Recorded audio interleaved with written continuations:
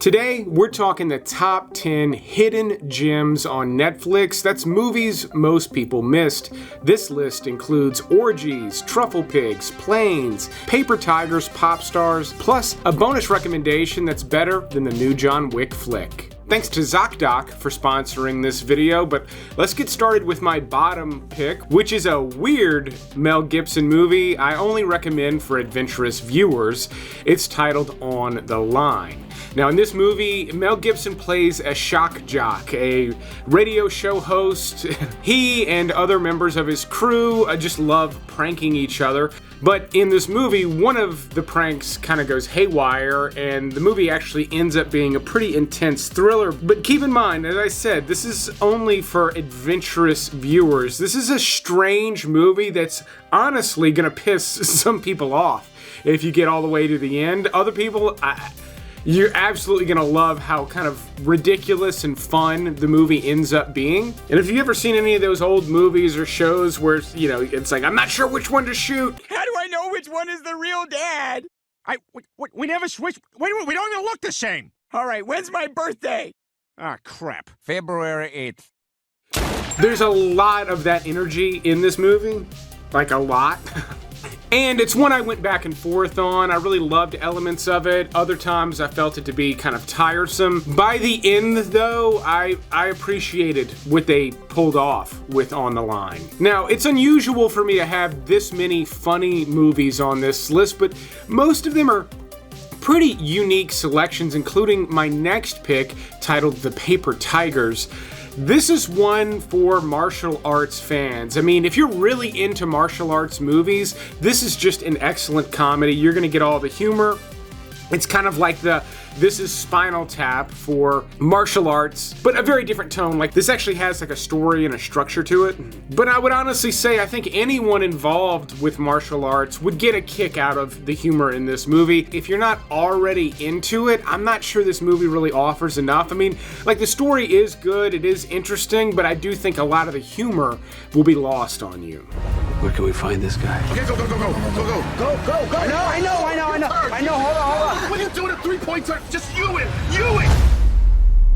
Now, next up, I've got an action movie. Well, it's more of an action thriller starring Gerard Butler, but it actually gets added to Netflix the day after I post this video. Our flight has gone down. This is an emergency. On June 12th, they're adding Plane. In this movie, Gerard Butler plays a commercial airline pilot where his plane has to make an emergency landing on some remote island, I believe in the South Pacific. And all of that stuff's pretty harrowing. Like, it's an interesting movie, but they realize the island they've emergency landed on is run by these militias or gangs. And it does take quite a while getting in. You're almost halfway through the movie before that element really pops off. But then it turns into almost like a Die Hard type movie where you've got Gerard Butler sneaking around through the jungle. Mike Coulter is in this as well. And it does have a little bit of a Netflix original vibe. Like, it's of that quality. But Gerard Butler movies have been kind of hit and miss over the last 10 years or so. This is one that I felt like hit and just went criminally underrated. Again, though, this one's not available the day I'm posting this video. It's available one day later. Now, I've got a couple of really funny movies coming up, including a raunchy one and a really kind of sad Nicolas Cage movie. But before that, I want to tell you about today's sponsor, ZocDoc, which is totally free and super helpful. It's a completely free website that makes it incredibly easy to find and book high-quality in-network doctors. With over 100,000 healthcare providers across every specialty, ZocDoc makes it easy to find a doctor that takes your insurance near you. I turned 40 just last year, and for months, I kept putting off booking a standard checkup. Every time I went to book it, I would get overwhelmed scrolling through random doctor listings. I was unsure who took my insurance and who was even any good. It was so frustrating, I would just, shut my laptop and move on to something more productive, and then I heard about ZocDoc. The website is super simple to use. I just entered my name, location, insurance plan,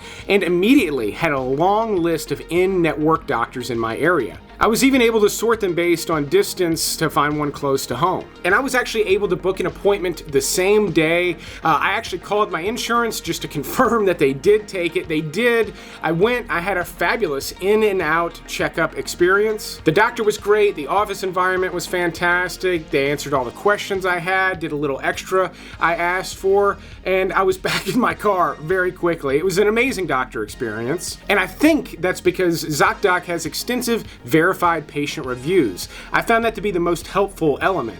Each listing featured a bunch of reviews from real patients describing their real experience with the doctor, the office environment, wait times. Again, this was totally free, only took a few minutes, and I found and saw a doctor the same day. ZocDoc also makes it easy to book dentists, eye doctors, dermatologists, therapists, and more. So stop putting off that pesky appointment. Go to ZocDoc.com/flick to find and book a top-rated doctor today. You can also find that link down in the video description or use this QR code. Again, I can't stress it enough. It's totally free, easy to use, which is why I highly recommend it. But speaking of things I highly recommend, let's get back to these hidden gems.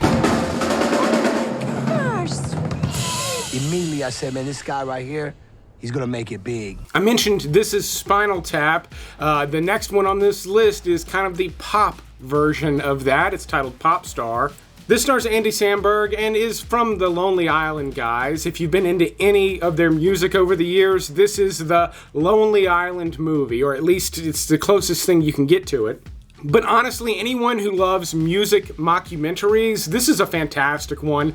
It does follow all of the standard beats. It's not a particularly inventive movie. And it pokes a lot of fun at the Justin Bieber, Justin Timberlake kind of crowd. So if you're not into that, you may not get a lot of the jokes with this one, just like the Paper Tigers. But if you are, Popstar is a hilarious movie.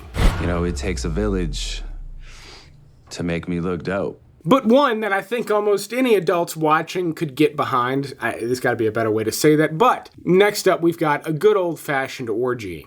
Labor Day weekend. We need to think outside of the box. All right. We're gonna have an orgy. Ew! Now, if you're a fan of Jason Sudeikis, whether it be Ted Lasso or his SNL days, you need to see this movie. It is a hilarious Jason Sudeikis-led comedy, and it's an indie flick. I mean, it's a small movie, but it revolves around a group of friends that have this big summer party at Jason Sudeikis' father's summer home. His father's actually played by Don Johnson in this movie, and when he decides to sell the summer home, they want to just have a blowout summer, and they decide to finish it off with a good old-fashioned orgy. Something none of them have ever participated in before, and they just kind of decide to get wild and go for it. And, you know, most of the movie is them planning this event. It's not the actual event itself. I would say if you've got any affection for movies like The 40-Year-Old Virgin, this fits right in that same wheelhouse. But I actually think it's funnier because I think Jason Sudeikis is a lot funnier. I'm not wearing any underwear right now. Ew, on these stools? All right, my next one's funny as well, but very strange, and it has a tone unlike anything else, not just on this list, but unlike anything else I've ever seen before, with Frank. I say tell everyone everything. Why cover anything up, right? Now, Domhnall Gleeson is the main character of this movie. He's an aspiring young musician who's just... Not only is he not making it as a musician, he's just not even making music that he likes. He can't quite figure out his musical voice. Anyway, he joins a band led by a guy named Frank, a man with some sort of mental health issue where he wears this papier-mâché head all the time. Now, Frank is actually played by Michael Fassbender, who also produced this movie. And it's a wonderful gimmick. I mean, it's very funny in the movie, but the movie actually has quite a bit to say. Not just about music making, but about fame and the quest for fame versus, you know, just being a creative person, while simultaneously handling the mental health issues that Frank is obviously suffering from. So there's a lot of spinning plates with this flick, but it's also very enjoyable. Like I said, it's funny, but it's also a bit tender and heartwarming, and it does all those things in a way that's different from a lot of other movies. Like it's got something different to say. I would say any musicians of any kind of stripe or color should definitely check out Frank. This movie was made for you. Now, I will say, Netflix recently, just this month, added an insane amount of classic movies. We're talking a bunch of Alfred Hitchcock flicks, they've got Rooster Cogburn, but the one I picked for this one, you know, classic movies are very well known, but I did want to pick one out that I think a lot of people maybe missed and should go back and revisit, and that's Paul Newman's Slapshot. What is icing? Well, icing happened when the puck come down, bang, you know, before the other guys. Nobody there, you know. My arm comes out, then the game stopped and start up. I see. Now, this is widely considered the greatest hockey movie of all time, even though it's a silly one. Goon is a movie I recommend on this channel all the time. If you're a fan of Goon and you've never seen Slapshot, my goodness, make it the first thing you watch off of this list, I'm telling you. The movie's rougher and raunchier than you would expect a movie from this era to be. I mean, it's hockey players, just filthy mouths, especially on Paul Newman. Like, he says stuff in this movie you would never in your dreams expect to hear coming out of Paul Newman's mouth, and it's really funny. And not just in a throwback way either. It's a genuinely funny movie that has held up over time, and it's one of the funnier classic movies that they just recently added. Now, this list has had more laughs on it than my lists tend to typically have, but my next pick, I don't think has a single solitary laugh, and when it's over, you're not going to feel much like laughing for a while, with Pig. Now, do not misunderstand me. This is not a movie that will make you feel dirty or gross or repulsed, but it is a very melancholy flick that is set up like a typical Nicolas Cage revenge movie. He kind of plays this hermit-type character that lives out in the woods with a truffle pig. He actually sells these truffles to the fancy restaurants in the city. But one night early on in the movie, some folks come into his little hut and kidnap his pig, and he's got to go find it. So it's almost like a John Wick style setup, and there are multiple moments in Pig that kind of build up towards this big revenge moment, and it never quite delivers what you think it's going to deliver. It serves you something completely different. I mean, the movie's got something substantial to say, and it does it in this brilliant fashion again, where it sort of subverts your expectations. Nicolas Cage gives one of his best performances in recent years in this movie. I'll also say, foodies, if you're really into food culture, whether it be restaurants or just cooking yourself, this movie is going to touch you in ways that you're honestly not going to expect.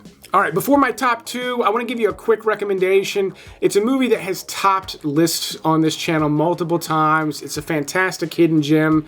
Honestly, I don't even know why I didn't include it. Maybe just I've mentioned it too many times. But with the new John Wick movie, Ballerina, starring Ana de Armas, hitting theaters this past weekend, it would be a great time to revisit Ballerina on Netflix.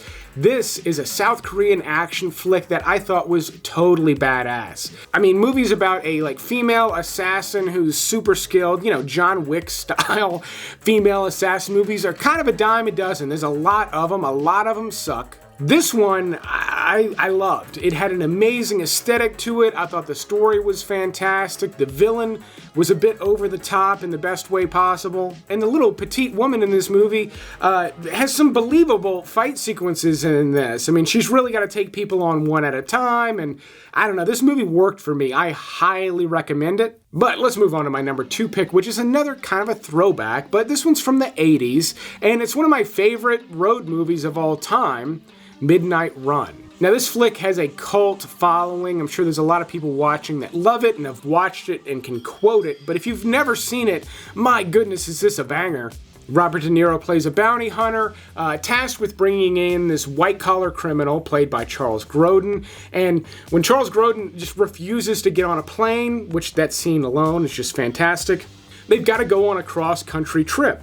Meanwhile, the FBI is trying to bring this guy in, and so is the mob. They're trying to take him out before he can testify. A lot of moving parts. Totally fun movie. Every single scene has memorable, quotable lines in it.